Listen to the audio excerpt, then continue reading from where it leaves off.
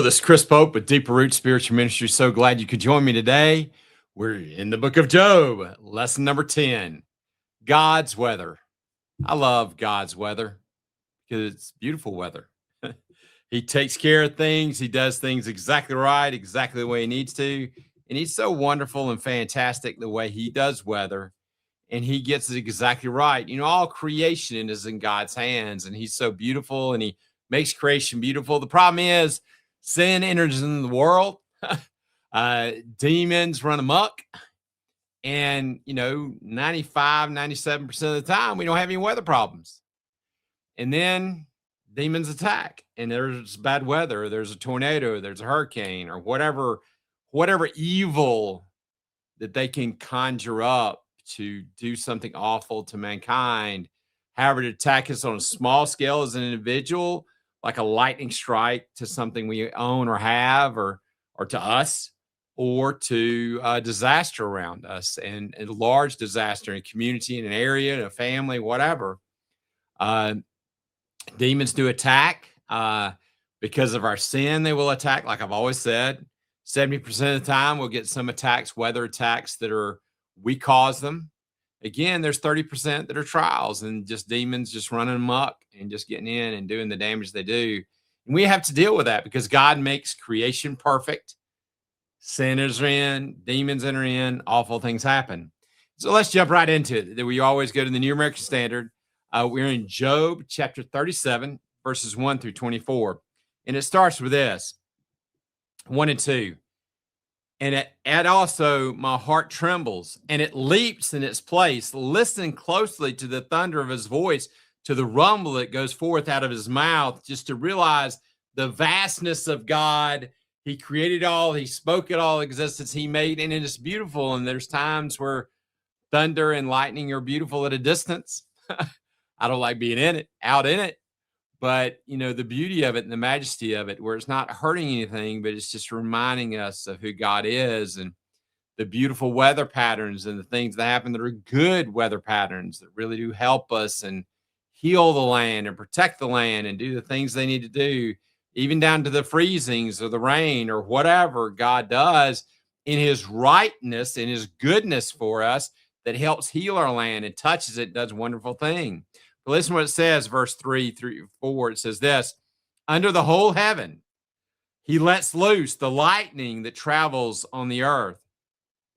And after it, a voice roars in thunder in his majesty in his voice, and he does not restrain the lightning in the voice and in his hand. So to realize who God is and his power and his authority, and when lightning pops and then when it cracks, when it's loud and thunder's real, and it kind of wakes you up to remind you that God is God and we are not, as the waves crash against the shore, as we hear the animals outside, all creation cries out and worships God and just enjoys God, his power, his authority, his greatness. And it says in verse 5 and 6, and God thunders wondrously to his own, doing the things which he does that we do not comprehend. For the snow says, fall, he says, the snow fall on the earth, and the downpour of rain be strong. Have a good rain, a soaking rain, or have snow come when it's so beautiful and it touches the trees and everything else. And it's gorgeous. I love the beauty of snow and the blessing of the rains that come and how they bless the earth, that God is so wondrous and so good constantly for us. And he's amazingly wonderful and kind and good. And it says he seals the hand of every person. And so all the people may know his work. And the animal goes in its lair and remains in the den. So it goes out and does what it does. And realize these things. These things are always happening all around us. And the animal finds its den. It finds its place. And very content with the rhythm of what God does throughout the earth and the beauty and the majesty of how he does things. And really where it messes it up, to be honest with you, is sin and fallen, and also man gets in between it, messes it up and messes up creation. And then we make a mess and we gripe about it, but we're the ones that did it because we've committed the sin, or we've done something against the laws of God and tried to interfere with what God is doing. And that's our fault. It's not anything else. We've done it. And we need to know that. And it says in 9 and 10, and the south comes a storm, and from the north the wind of cold, and from the breath of God has made the ice in the expanse, and the waters are frozen when he frees the very waters. And it's still amazing me that he made H2O, water itself, that it comes in three properties.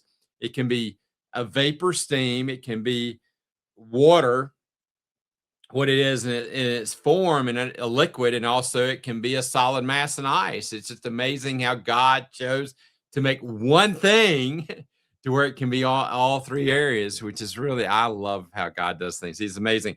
Verses 11 through 13 says this, and he loads the clouds with moisture, and he dispenses the cloud and the lightning, and he changes its direction, turning around by his guidance.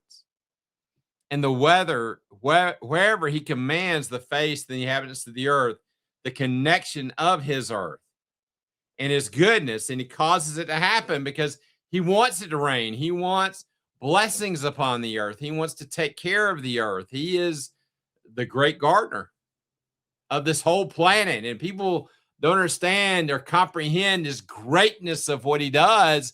Even when there's a fire, again, especially in South Georgia and stuff, it's amazing how there's tortoises down there that will build holes, gopher turtles, and they'll get way down to the ground, and all the animals, when the fire starts, they'll come into his den. And the rattlesnakes get up front and kill the first couple of rats or mice or whatever comes in, and the rest of them, they all hucker in until the fire gets done, and then they come back out of the den and they go back to doing their stuff because God knows how to do order. Man interferes with God's orders. So sad. Sin causes problems, causes destruction on mass scales, and we interfere with things instead of letting God just be God and enjoy what he is doing on the earth because he causes good things to happen. Listen to this, Job. Stand and consider the wonders of God. Do you not know how God establishes them, or how he makes the lightning and the clouds to shine? Job, you're talking at God. Again, the why I got into so much instead of the who we're talking to. He's God. He makes it all work. He makes this planet circle around the earth, right around the sun exactly the way it needs to. Tilts it on an axis, so we'll have seasons. I mean, the complexity of the way God's mind works is blowing people's minds. And physicists are like, they study forever and they get one thing done, and they're like, oh, well, I know more than God. And scientists will say, well, I know more than God does. And humanity says, I know more than God does. And I'm like, okay, really? The one who spoke it into existence, you study it and you figure out how he did it, but you can't create it on your own. And yet you say you are a God, really? And the same thing he's saying to Job, look, Job, look at what all God does. And we can't even, we barely understand all of it to the level that it is. Verse 16 through 18 says this, do you not know about the hovering clouds or the wonders of the one God who is perfect in knowledge, who guides the hot in the land and stills the south wind? Can you, with him, spread out the skies or be strong as a cast metal mirror? Can you do these things, Job? And the answer is obviously not. I mean, we can't. We can try to create environments to where we do things. It's just like I've seen snow machines because we have North Georgia. We have places that, they have ski places there, and they want to create false snow or not real snow. But the weather conditions have to be right. They have to put the moisture in the air, and they have to do these machines to where they'll do it. And again, we can manipulate things, but we can't control them. You can't do them in the middle of the summer. It just doesn't work. We are man, and we can do so little, and we can't sit beside God. Okay, God, you need to do it this way. And it's so crazy that we even think that way. I mean, we can do little things, minor, very, very minor things. And yet we take such credit when it exists. It is. And it grieves me when people say Mother Nature, no, God is doing it all.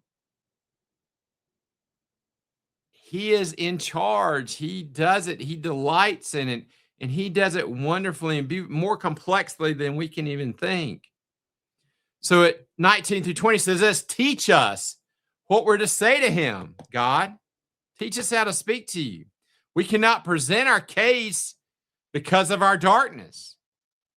Shall it be told to him what I would speak, or what I should say? It would just be swallowed up. I mean, my arguments are meaningless. I mean, I can't do anything on my own, and I can't create it. I can't speak in existence. I can't control the weather. I can't control my hair getting darker or grayer or whatever it does. Or, as a kid, it was blonde and it turned this color and now it's getting gray. It's just part of life.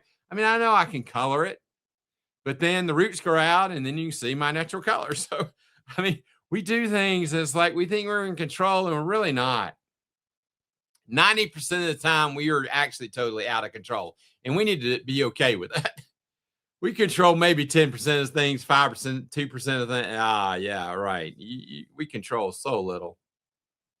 But God is so wonderfully good, isn't he? 21 through 22 says this. Now the people do not see light, which is bright in the skies, but the wind that passes and cleared them. From the north it comes in golden splendor around God's awesome majesty. He is just wonderful. And like I started out with sunrises and sunsets, especially the beautiful ones, the different colors and just the way it makes you feel and the beauty after the storm and whatever happens in life. I mean, God is so good. I mean, he puts a rainbow in the sky on top of that because he's God and he can. And it's just, I'm just awesome at his majesty. And I look at things and I say, man says, well, look what I've done. Okay, what have we done? Really? We exist. I agree. We strive to get along. I agree. But very little do we control. We can measure it and we can see it coming and we can prepare for it. But what it does, it does. And at the end of the day, it's just the end of the day. Verses 23 and 24 in closing, the Almighty, we cannot find him. He's exalted in power. He is vindicated in justice and abundance and righteousness. Therefore, people fear him. He does not regard any as wise in heart because he has all wisdom. He has all knowledge. I mean, what have we got to say to him? Fear God, period. Fear the Lord in trembling. Realize who he is. We might be children, but we're still children. He makes all the decisions. And we just trust him and we abide in his love and light. So again, just remember, God loves us all. He's amazing. He's in charge. Yes, evil happens and demons attack and we do sin and we have results of sin. We sow corruption, we will reap corruption. We sow destruction, we'll reap destruction. 70% of the time, either we do it, or our families do it, or communities do it, or nations do it. Governments can do awful things to God, and God will respond. He's done it throughout Scripture and throughout the world. He's done it.